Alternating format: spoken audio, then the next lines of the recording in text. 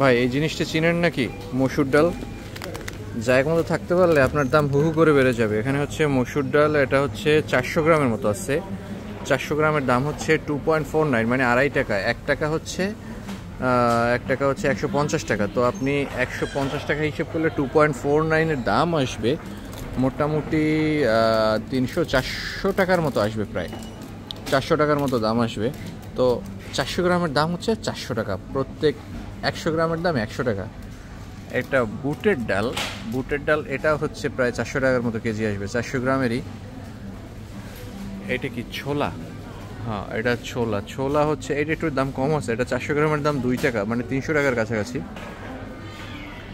জায়গা মতো থাকতে পারলে, উন্নত জায়গায় থাকলে পরিবেশ পরিস্থিতিতে আপনার মূল্য এত পরিমাণে বাড়ায় দিবে, আপনি মানে অবাক হয়ে যাবেন যে আসলে যেসব কমন জিনিসপত্র অল্প এবং খুবই সামান্য মূল্যমানের হওয়ার কথা, সেগুলো দেখবেন হাই প্রাইস হয়ে গেছে।